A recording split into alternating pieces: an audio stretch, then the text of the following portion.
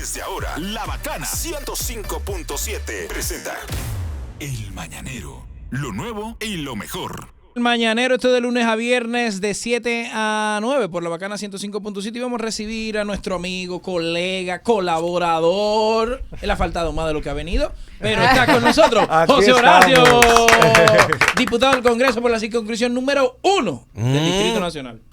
Contentísimo de estar aquí de vuelta. Tuve de viaje representando al país en un foro parlamentario la semana pasada, hablando sobre temas de población y desarrollo y explicando los avances que en materia legislativa ha tenido la República Dominicana para enfrentar, prevenir los embarazos en adolescentes, las uniones a temprana edad, el matrimonio infantil. Y por eso no pude estar la semana pasada, pero contento de estar este miércoles acá en este equipazo del Mañanero. Qué bueno. Pero vamos a empezar de una vez. Sí. Vamos. No, antes de eso, antes de entrar a lo que el tema principal, yo quería preguntarte, ¿qué es realmente lo que pasa? Que se estancan tanto, se guardan tanto y se posponen tanto ante proyectos importantes para el país y mueren, perimen engavetados en el Congreso Nacional. ¿Qué es lo que pasa? Que los procesos legislativos son lentos. Se toma tiempo analizar un proyecto de ley y sus implicaciones, estudiarlo, hacer las consultas necesarias con asesores, con la ciudadanía, con las demás instituciones del Estado que puedan estar involucradas en ese proyecto. Se toma su tiempo. Y yo algo que me he encontrado es que 2 legislaturas, que es el tiempo de vida que dura un proyecto de ley, es muy poco tiempo para darle salida entre las 2 cámaras. Nosotros tenemos un sistema bicameral que tiene que aprobarse 2 lecturas en una cámara, 2 lecturas en la otra, pero en cada cámara tiene que ir a comisión. Esa comisión tiene que leer el proyecto, estudiar el proyecto, a todas las personas que impacte, consultarles. Y en lo que todo ese tiempo se pasa, cuando tú vienes a ver, el proyecto perimió. Bien. A mí me pasó con el proyecto de ley. Aquí tuvimos un invitado que tenía, 20 años, era como legislador entre una cosa y otra, y dijo que le habían aprobado 3 proyectos. Sí. Bueno, yo tengo 2. Pero es verdad, yo lo entiendo, y eso no quiere decir que sea un mal legislador. O sea, uno tiene una responsabilidad de medios, no de resultados. Uno hace claro, cuando uno es un buen legislador, uno hace los esfuerzos, las diligencias, las propuestas, pero al final es un órgano colegiado. Sí. Ni los logros ni los fracasos se le pueden indicar específicamente a ningún legislador en particular. Es un trabajo en conjunto. Así que bueno, pero venimos a hablar hoy de la ley de extinción de dominio. Bueno, hablando de la ley de extinción de dominio, definitivamente un tema que está despertando pasiones. Mucho se dice que tiene vicios de redacción, que como está redactada actualmente, hasta el dominicano de a pie va a ser afectado por la ley de extinción de dominio.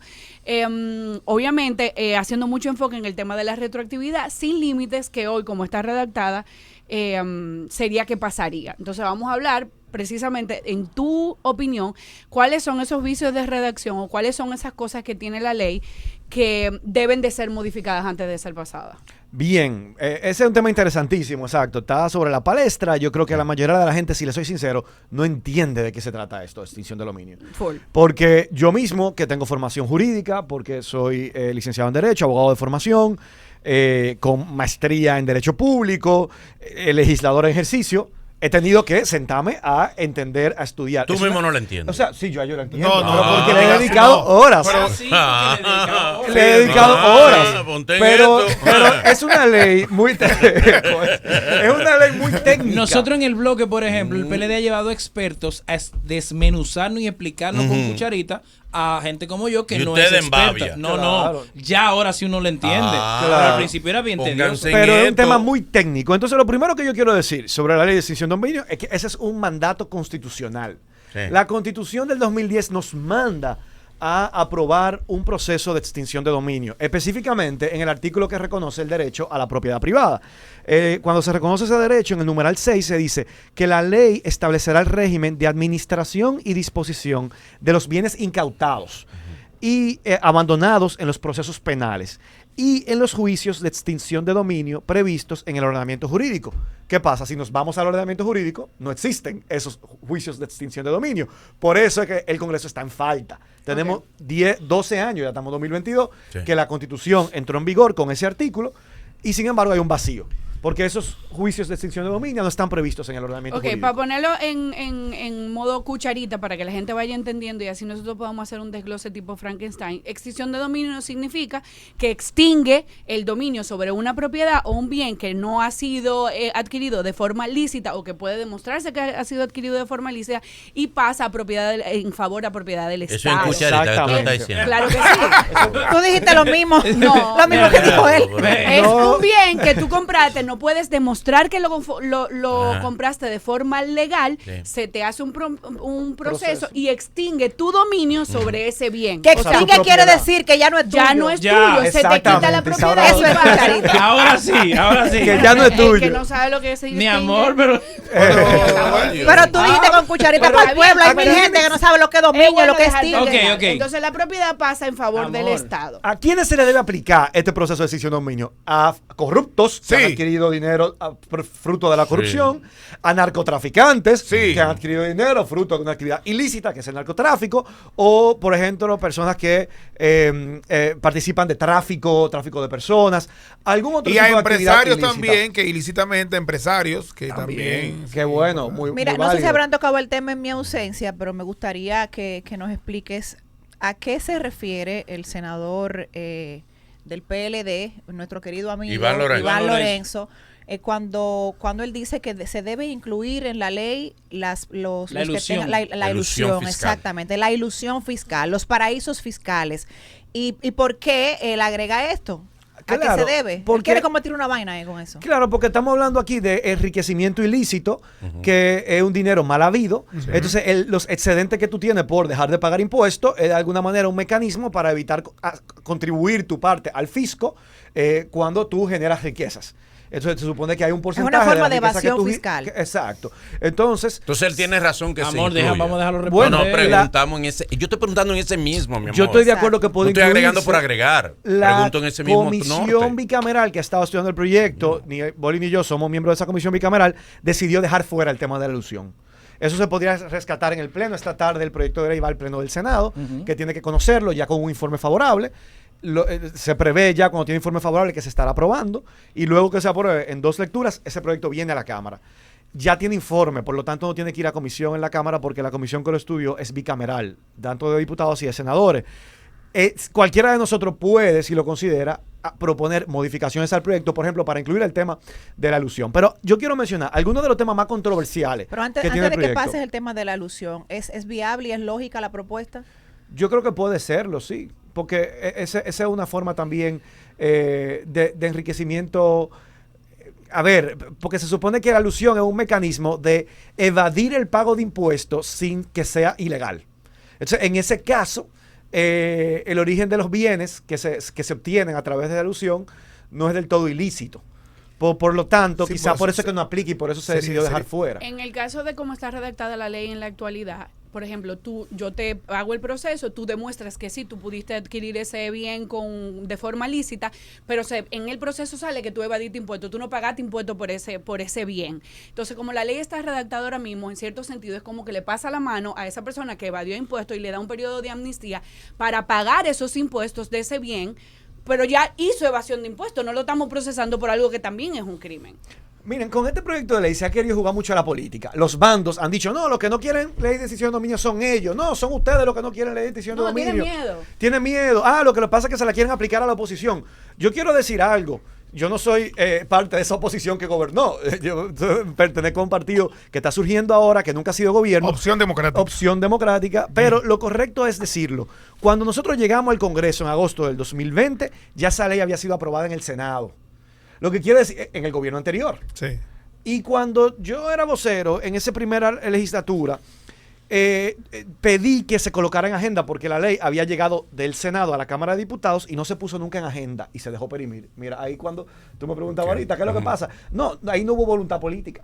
Porque incluso se dejó perimir violando la Constitución, porque la Constitución dice que cuando una Cámara aprueba un proyecto de ley, la otra, cuando lo recibe, tiene que ponerlo en la agenda de la siguiente sesión.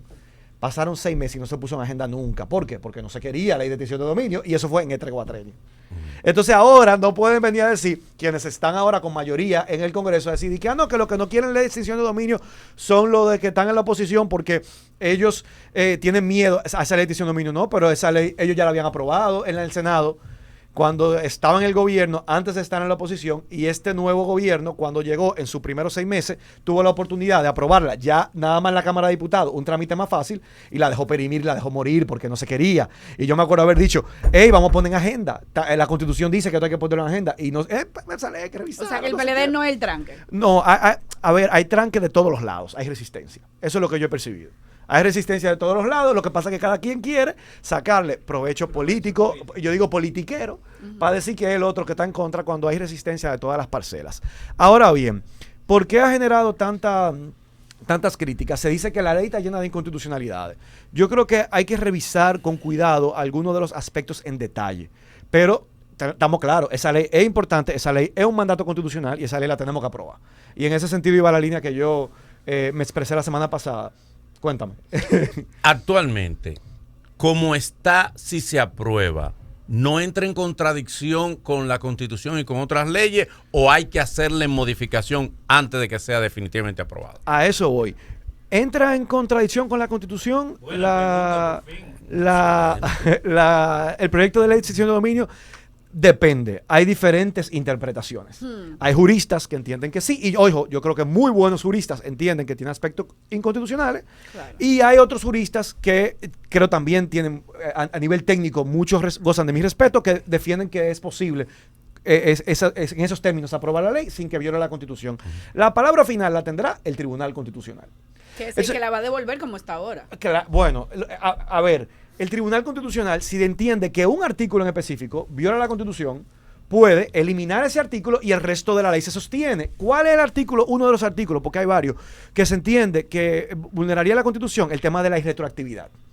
Porque, como está redactado actualmente, permitiría que bienes que fueron adquiridos hasta hace 20 años atrás puedan ser objeto de un juicio de extinción de dominio. Y la presunción de inocencia también está marcada como una de las inconstitucionalidades de la redacción actual. También el tema de la presunción de inocencia y del debido proceso. Quizás esos son los dos puntos que generan mayor controversia. Ahora bien, el Congreso comete un error y aprueba la ley así como está. Y va al Tribunal Constitucional, se declararían esos dos artículos inconstitucionales. En la República Dominicana sigue teniendo una ley de extinción de dominio. ¿Cuál es mi principal preocupación? Que se le quiera dar un tratamiento de ley ordinaria.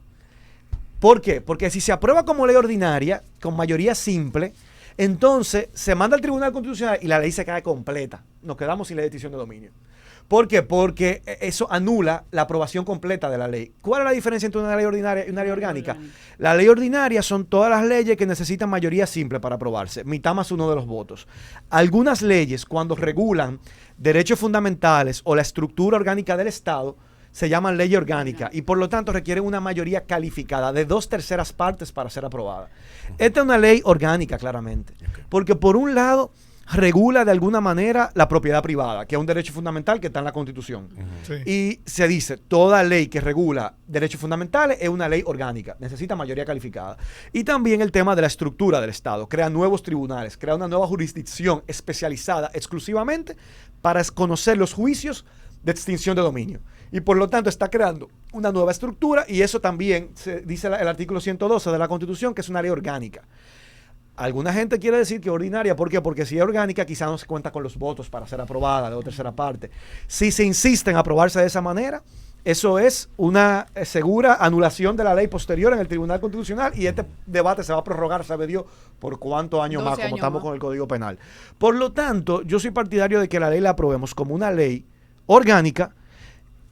Si no es posible corregir el tema de la retroactividad, que yo creo que es una amenaza, el tema de la presunción de inocencia, aprobarlo así y el Tribunal Constitucional tendrá la oportunidad de corregirlo. José Horacio, porque es el garante de esos derechos. La diferencia entre retroactiva y retrospectiva, que es lo que proponen en estos juristas que precisamente hablan de la inconstitucionalidad de la redacción. Mira, ellos lo que establecen es, amparándose en el Código Civil, que establece como una causa de nulidad la ilicitud, el origen ilícito de cualquier acto, es una causa de nulidad.